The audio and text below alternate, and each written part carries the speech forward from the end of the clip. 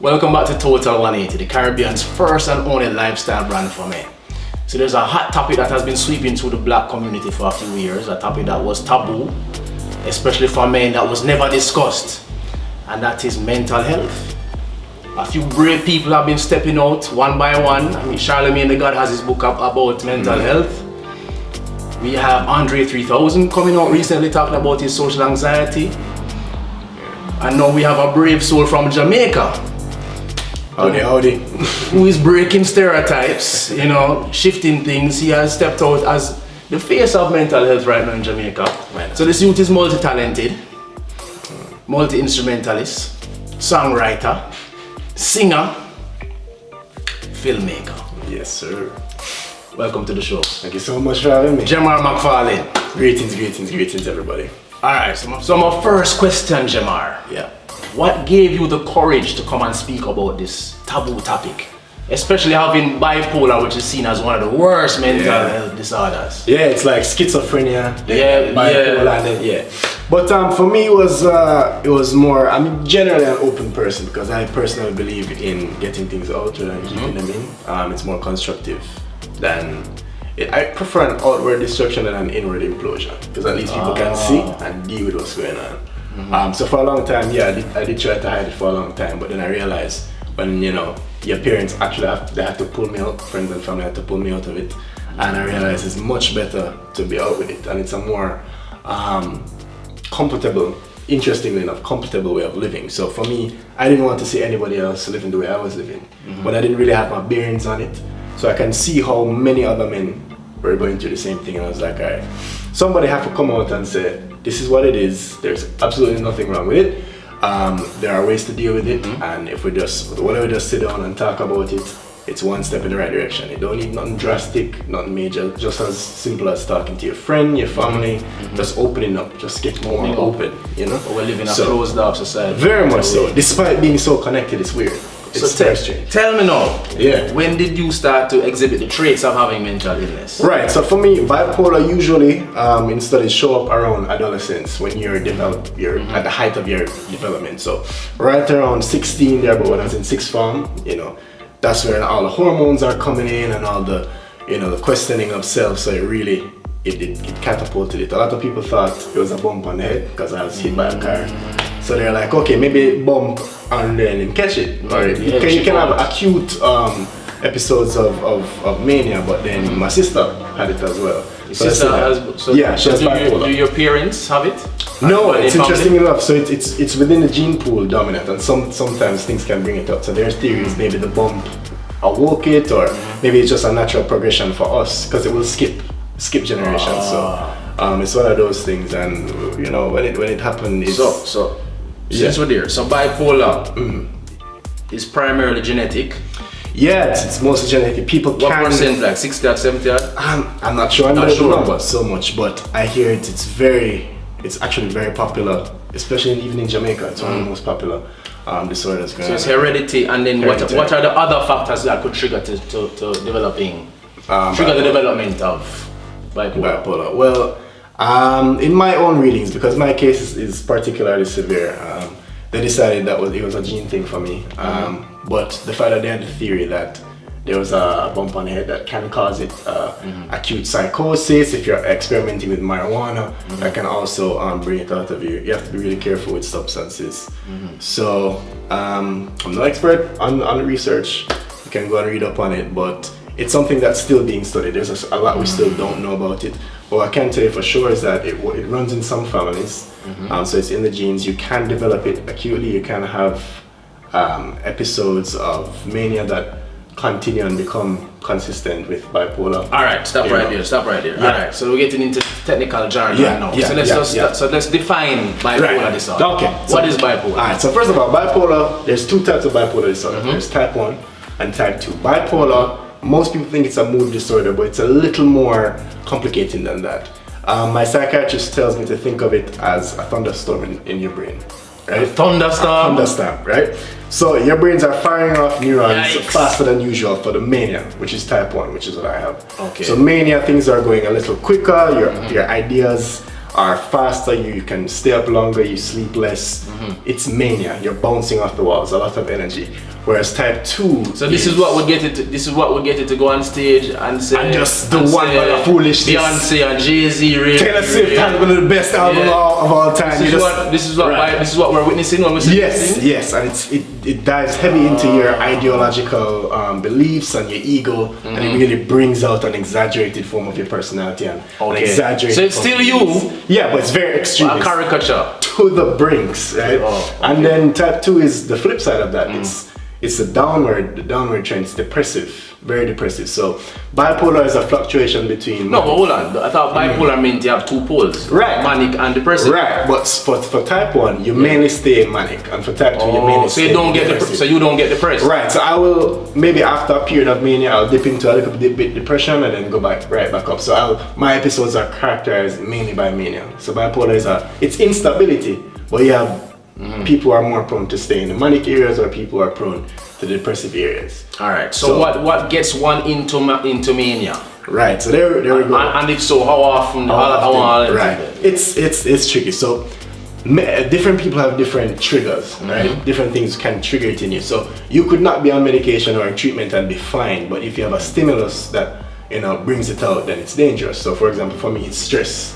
It is anxiety. If I'm under immense stress, my brain and my body is going through a lot of stress. If I'm not sleeping, not eating, not taking care of myself, something as simple as that, it can invite mania because your body needs the rest to recover and recoup. So if you're not doing that, it's just going to keep going and going and going. For example, in one of my episodes, I nearly went until I had a stroke because my brain was trying to keep up with what my body was trying to keep up with what my brain was doing. So my brain was saying go 100 miles an hour, you can do all these things. Ideas are dangerous for manic people. If you get in your idea, say you can walk from Spanish Town to Kingston, you will do non-stop, you will do it. To an extent, your body will try and compensate because the mind is very powerful, which is why human beings can do these amazing things, but there's a limit. Has your mania ever produced anything amazing? Yeah, no, it's a blessing and a curse for me. Tell me one of your greatest creative moments in your state of mania. Greatest creative moments in my state of mania, I was able to shoot my own TV show. A lot of people didn't know I was kind of descending into mania. So I did my own online series, did a whole entire production with me as the host. Haven't released it yet because I'm still. You haven't released it yet? No, I haven't released it. I just shot everything in one day. Just did all these crazy ideas, got it together, did wardrobe, built my own set, and you would never tell that I was being a little manic from what you could see. But yeah, I decided not to release it because coming out of that mania period, I'm in a more sober mood where I can say, okay, it's better to release it strategically. But you can see how it's an asset to doing amazing things, but then it gets into dangerous territory. Tell me something amazing that has seen the light of day. That has seen the light of day. I want to hear about this now. Music. I do some of my best musical works because music is something that requires raw passion and raw emotion. And for that, the more intense that is, the more effective the music is. So that's why it was great for me. I wrote a song that a lot of people connected with. Song about a wolf. Even now I'm deciphering what the lyrics mean. And, in my head I was this werewolf. So I wrote an entire song around that concept. Alright. It's crazy. I mean, no judgment. No judgment at all. But that's the thing. Ideas. But being manic depressive is kind of like being a werewolf. Right? It's kind of cool. It's like you have your own superpower because factually. You can stay up longer than most people, you can think faster, you can move faster, you have more energy, you're stronger. So even now that I'm on treatment, I'm still able to outperform some people who are going to the gym. Even though I don't go to the gym that frequently, I'd have more energy, I can push my body a little farther because my body is, some people say broken. It's just like you break the limiters. Right. So my illness breaks those limiters. Like you chip the computer up on a car. Right. So my brain will say, most people's brain say stop right there. My brain say no man, we're driving off the cliff. You see me? We're going right off the cliff. We're going off the cliff. So you carry those superpowers with you even when you're not manic? Right. So the thing is, to some degree. So the medication will keep you on a level and a very So you have to stay permanently medicated when you do this? Yeah, for me, and we're still watching my condition. For me, because my condition is particularly severe, I am medicated. So I have medication that I take daily. and I keep up with it. But it's not just the medication. The medication, as my psychiatrist described, is more of a surge protector, if you can think of it. We can exist without, but if stimulus happens, if a lightning strike happens, you're gone. What does it do? What does it do?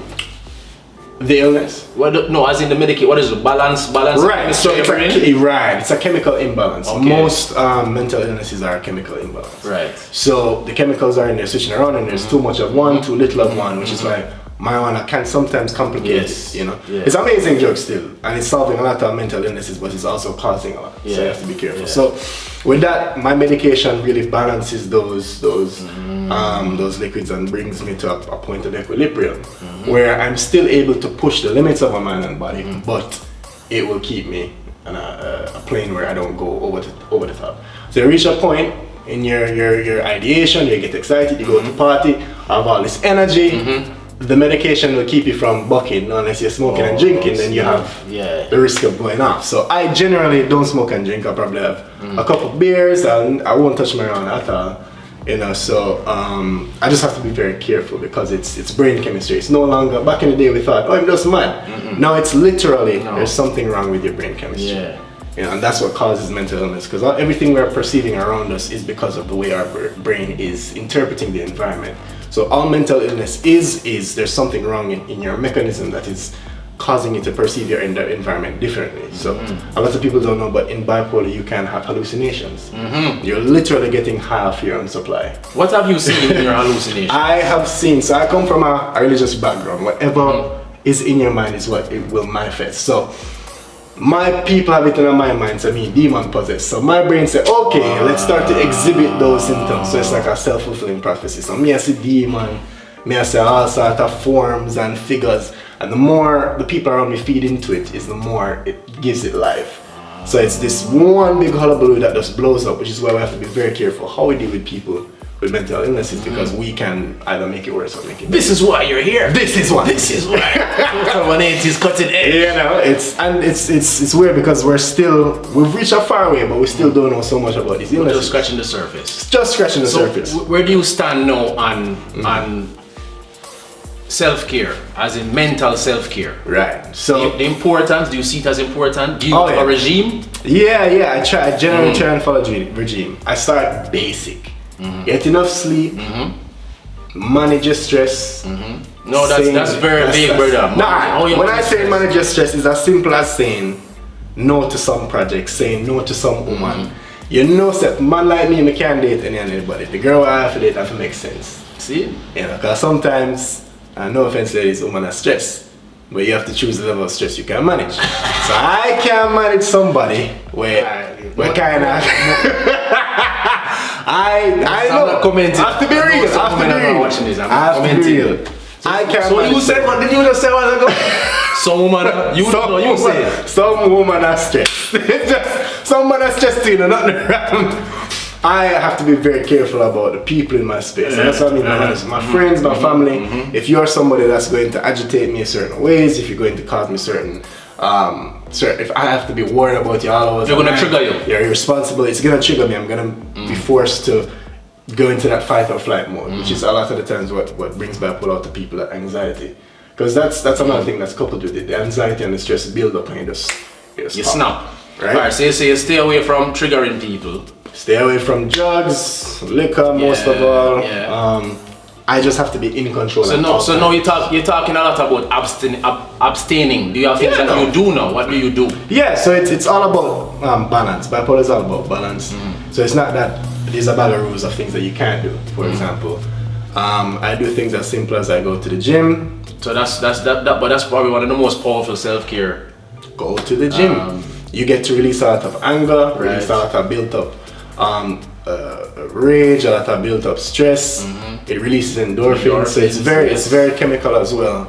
And it's a lot of simple stuff. Drink water, nutrition. One time my psychiatrist literally prescribed me sleep. For a week, do absolutely nothing. Do not write music, don't edit no video, stay at home and do nothing. And that was enough, that was it. You know, he wrote that down on his pad. Sleep, do nothing.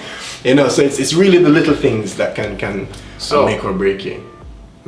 Where's your stance on mindfulness? or meditative practices for your mental health issues? Do you practice those? Very important, but for me, meditation might look different. As you know, there's different ways to meditate.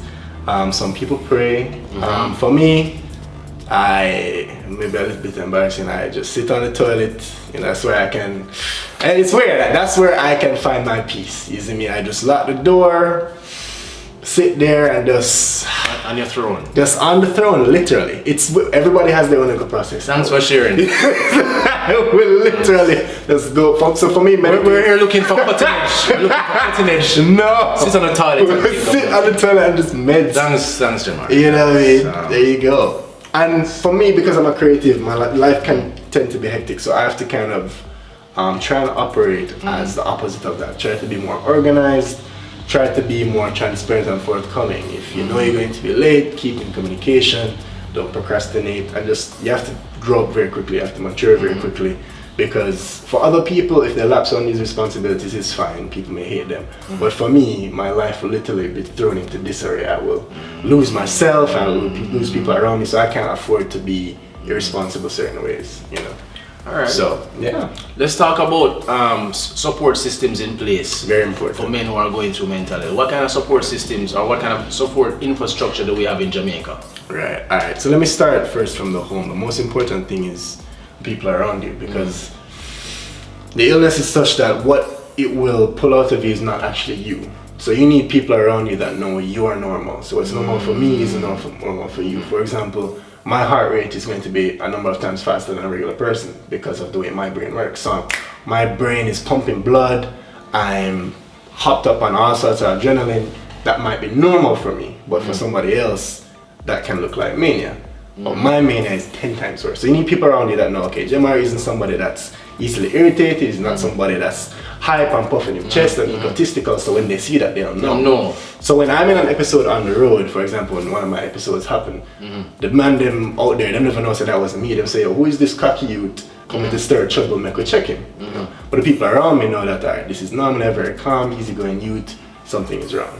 So it's something like that. The most important thing is the home, because what will happen, especially in Jamaica, if you go to Yui, if you call the police or the ambulance, they're going to take you to Yui, which is accidental emergency, and if they see those manic symptoms, one of two things are going to happen. They're going to try and de-escalate, calm you down, and deal with you, and if you continue, they're going to have to admit you, hold you overnight, they're going to have to strap you down, sedate you, and it's where it has to be, because if you're a danger to yourself, a man like me, 6'3", 200 pounds, I'm a very intimidating figure, so they're gonna want to subdue with you. locks, Samson. Yeah.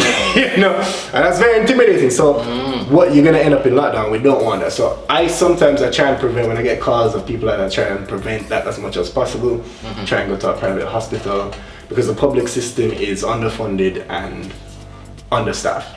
They're under a lot of pressure. They're getting a lot of people are abandoned at Ward 21, Bellevue, these places. Wow. So they're at capacity. So I can't even fight them. We're not where we should be, but it's not for lack of trying. There are a lot of organizations out there trying, but the money isn't being spent, and resources are stuff. So we kind of have to make sure that we don't get there. If we can, just make sure we don't get there. Prevention, method, and cure. All right, shifting gears into another hot topic. Let's jump in. The spate of violent acts against women, these murder suicide situations and domestic violence, and what's your take? But first of all, I think there's a lot of men who are walking around out there who are undiagnosed. I think we live in such a stressful society that, as I said, can cause mental illness. If you're not taking care of yourself, if there's too much pressure, too much stress, your environment can cause you to chip. Now you can have acute, when I say acute, I mean, random moments of you've lost your sanity and you may regain it, but there are some cases where when you enter psychosis, you don't come back out. It can be long term, right? A lot of people, for example, they may smoke and they don't know themselves well enough, they don't know their genealogy, and a mental illness is awoken out of their genes, and that's just it, they're gone. So you see a lot of mad men walking around, they're experimenting with all kind of drugs and you don't know. But another thing I think, and what I'll touch on, is our society. Very stressful.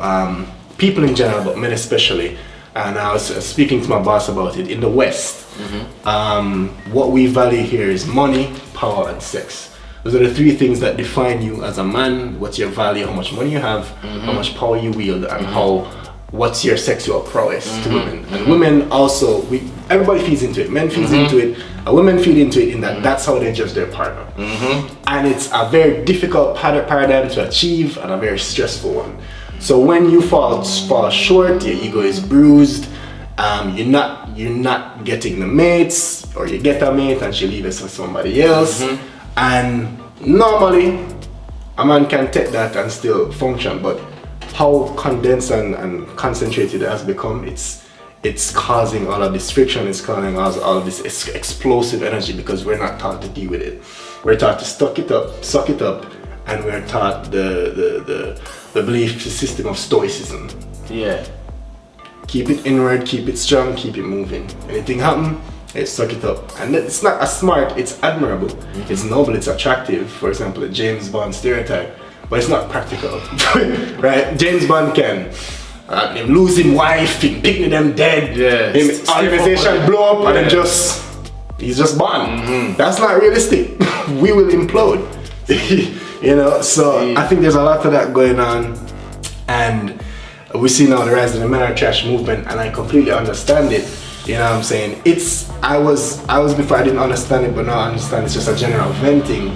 But I think it's one of the most destructive things to come about. I follow a clinical psychologist on YouTube by the name of Jordan Peterson. Yeah, you watch him too. Yeah. And what he's saying makes sense. A lot of the young men nowadays, it's like, what's the point? We're seen as trash. We're not taught our pride as men and our role in society. We're actually relegated to this evil patriarchy, and we're seen as oppressors. So you call a spade so many times in a vulnerable state that they're eventually going to become a spade. So we have to accept our role in it. We do have a hand in it. For years we have built our society upon male dominance, male supremacy, but at the same time, now that we're trying to deconstruct that and bring in inclusion, I have something called a slingshot theory. So we've held women back for so long, so that they're gonna shoot all the way forward, and it's gonna be exaggerated in everything. You never have money before, you gotta buy the biggest range when you get money. So there's a lot of that going on, and we're all trying to figure out. It has shifted to the other pole. It's shifted to the other pole. So they're in the seat now. Right, they're in the seat now, and we are gonna feel it's just like reparations. Reparations, and that's fine. But I don't think it's a solution of vengeance. It's not necessarily a constructive solution, and it's one that's causing.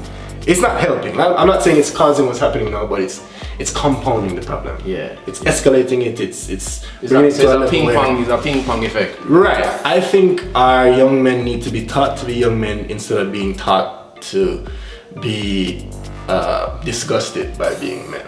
Because right now what I see a lot on Twitter is, if you don't support the movement, you're shunned. So we see a lot of apologists, we see a lot of shrinking into self, we see a lot of men being ashamed of being men, and we're in this very contrite spirit kind of vibe.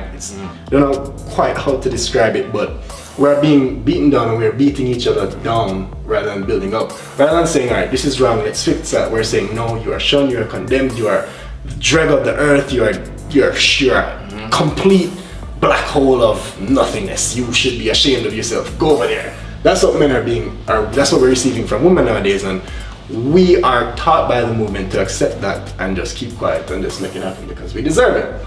We do deserve it, but the product of that is a society that is confused, a society that is at odds with each other unnecessarily. I think majority of the articulate minority, we're aware of the patriarchy and all the damage it's done, and we're trying to reverse it.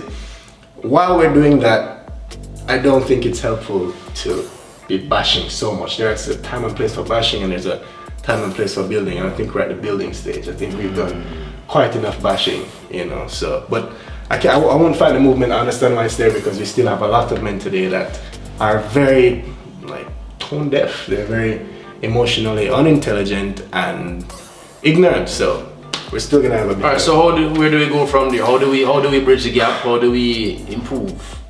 I think we just need to and it's a hard thing to say, is to take the emotion out of it. And it's hard to tell women now that we beat them now, hey, don't take it personal, that was my ancestors. It's just like the race discussion, that was them, this is now, But if we can take a more, I won't even say sympathetic, but empathetic approach, all the way in open, honest dialogue, and it's going to be very important not to resist the urge to chastise and to judge when you're trying to be. But do we men like dialogue though? That's the thing. No, we don't. Yeah, and that's why it's so hard. We don't know whip chatting. And This is why we have to bring you here because yeah, because and women want to come to a forum and sit down and talk about their feelings. Yeah. And it's I don't know. And it's years and years of things we're peeling back. A lot of people think it's just men are threatened by women. It's years and years of conditioning into the system. Way back into caveman days, we were supposed to go out, beat something up, and bring back some meat. Talking too much was seen as a weak trait. It's more about action and doing, and it's built this great society. But now the people are suffering. So we have to learn to come out of that shit. It's so uncomfortable. Even I feel it. I have a girlfriend now, and then just when we see it all over. I'm so sorry, bro. We've seen all the pictures. We've seen all Black Club. Make some noise. Oh my God! Give me just some audience effects. But and that's the thing about women.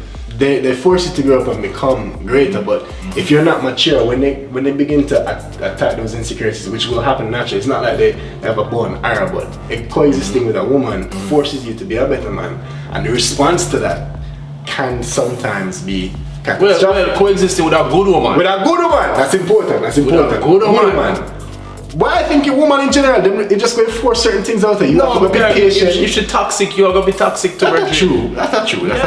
But I think them force you to be like more patient. Them force you to you have to level up in order for coexist. True. With a good woman, you have to level up. Now, with a terrible woman, it's even worse because she's still going to pull that out of you and now bring nothing to the table. Yeah. So that's going to mad you. And the thing is, you're not supposed to use violence to solve some of these built up tensions. So for men, we can argue and come with the energy and tussle and fight, but when it comes to women, we're a little confused, which is something I've heard Jordan Peterson say. We're kind of confused. It's like, okay, how do I can't push it, I can't use all of this 200 pounds, I can lift 400 pounds and it's completely worthless when I'm trying to deal with a conflict with my girlfriend. It's completely worthless. You have to use this and you have to use this.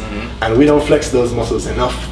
So when you're faced with a weakness, you get defensive, you lash out, you try and hide it, and that's where you get those murders. I think that's what the murder-suicides come about. We don't know what to do with that anger. We've bottled it up, it's condensed, and so when trying to coexist with something like a woman or a child that you're not supposed to put that energy to, you've held it in for so long, and it's inciting that you're just gonna release it, and by the time you're done, you don't recognize yourself, So it's so complex. Alright, switching gears again now, Gemmar. Yeah, man. So, what is your advice to men out there, the ones who are stoic and man who just go through things and man not cry about themselves there and man not gonna counsel my youth. That's for the girl them. Yeah. So what about those men who are suffering secretly in silence with mental health issues? Okay, so as I was saying, while it is an admirable trait, we know it's not fulfilling, because when all of these things come at you, while it's impressive to say to people, look, I go through the wall of this, I never bother once, I never ask for my help. We hear it in the rap songs, I do this by myself, I've been through this, it's an impressive come up story. But you yourself, you know within yourself that it has to go somewhere. And the place that it's going, as we're seeing in society, it's not gonna work out. It's not good for you and it's not good for anybody. So I would suggest, if it's too hard to do, especially hard to do in front of a woman, find a virgin, if you have family, find a mother, find a father. You don't have to drop all of it, but simply saying something like, I'm tired. Simply, a lot of the time, I have a hard time doing that. That works? So, no, it's a start. Because there's a temptation to say, no man, just start the thing then. But if you've gone so far your entire life, you've gone and done all of these things, you have to go start small. A lot of the time these people, it's seen as weak to say I'm tired, or I feel sad, or I feel hurt. Especially with sensitive topics It's like we're gonna try and posture. My girlfriend isn't being pleased. You know, I'm not hitting this, but just find somebody you can be honest with, even to a certain degree. My workplace have this thing: slow grace better than no grace. So if you can even start small slow and just grace better than no grace, isn't it? I like that. And that's how we measure progress. Isn't it? Do something, let out some of it. So you don't have to let out all at one time. Maybe you can let out most of this destructive energy at a gym, pick up a martial art, that you can get out the destructive. When you get that out, you can start a little smaller with people, because I think people are harder. Because you can't punch in, or it's not socially acceptable to just punch somebody. Well, that is what we're doing. That's what's happening now, but that's not what we want, because if you even think on a primal level, that's going to come back to you. If that's the type of society we have, we're all not going to live very long. So the hardest thing to do is this. So with letting out the destructive energy, go to a gym, do some whatever, get that physical energy out, and when it comes back to the heart to heart, start small. Brother, nah, lie still. It hurt. Find a tuggish way to say it. If it hard, brother, nah, lie still, you know. Would up me still, isn't it? Find a way to just let some of it out steadily. And if it is that you're surrounded by a bag of man that is just all of you are so steeled up, maybe try and find yourself in a different space one day. Reach out to a bridging that you're not really powered because him kind of a little bit softer, you seem as a little bit softer, but are probably the best person there, because oftentimes the friends that we've curated around us is contributing to the way we are, and you have to kind of reach out to that. But we are who we attract. Exactly. So but I think opposites are sometimes the perfect pair, especially for things like this. You're not going to find change in what you've been sitting down in. You're going to need somebody that can have a bird's eye. Repeat that. You're not going to find change where you've been this entire time. So that person that's outside of your circle can immediately come and say, well, the one I want to sit down here, and they even smell say, a donkey just, do the place. Because we've been in it so long. So you need a completely fresh pair of eyes. Maybe somebody you've been ignoring, maybe somebody you've seen as weaker because of these very traits that you're trying to fix. Go to somebody like that. Go to that virgin there where him do singing, him do music, him do them emotional music. So say him not gonna pray you if you come to him and start with emotion. I'm that guy. Yeah. Most guys in touch with his feelings. You see me? My friends are lunkheads. So they'll come to me for those kinds of moral compass type conversation. And that's how my group has curated the friends. We've curated a group of diverse individuals. A lot of people ask how we're friends, and I think that's why we have decided that we want to be diverse and eclectic. So we surround ourselves with an eclectic mix of people. So it's not that we've closed ourselves off, and I think that's what's happening. We've created this narrative of the man in Jamaica, and that's who men are seeking out. So we say, I'm rich, I'm it's either you're strong, or you have a gun, or you're and we pick and choose all these traits that we think work, and they're cool in theory, the James Bond stereotype, they're cool in theory, but in practice it's absolute nonsense. So getting back to the point. So you're redefining your version. And it takes introspection. It's hard to tell a man to do it, because if you're not in the frame of mind to routinely introspect, look inside, then they're gonna have to start small. Start by just asking somebody, you think I'm angry more? Well, too much waiting. I find a lot of guys message me, and I see trying to come out in small increments. And to guys out there that are more mentally or emotionally capable, don't use it as an opportunity to one-up yourself and ridicule. A lot of people have these people come to them go up on social media and spread it, and then the person say, alright, I try, but I'm not bother sending it. Gemmar come to me last night, and left him. You see me, and you see, I my ID. You see from people, I say, then I go further retreat inside. So it's gonna take an effort from everybody. If you're not directly a part of the problem, you're probably still a part of the problem because you're not doing anything. The West is also a very selfish society. In the East, it's all about legacy and family. Around here, it's all about self. So if we can all just take a little bit of responsibility and not, say, well, those are the ones, make them go fix themselves, and we just divulge into our own decadence, then we're going to have an unequal society, and it's going to affect us. There's nothing that you can do in a society that is not going to affect the other person. It's a society because we're all in there. So all of this chaos that's going on, all of the violence, it's not the others, it's all of us. It's going to affect you. you can't just hide. You can't hide from it. So might as well tackle it head on. All right, and we did tackle it head on. And that we did. Thank you, sir, for coming on. Thanks for having me. Yeah. Thank you for watching. Remember to subscribe to our Total 180 YouTube channel and follow us on Facebook, Instagram, and Twitter. And remember, nothing changes if nothing changes. You're welcome.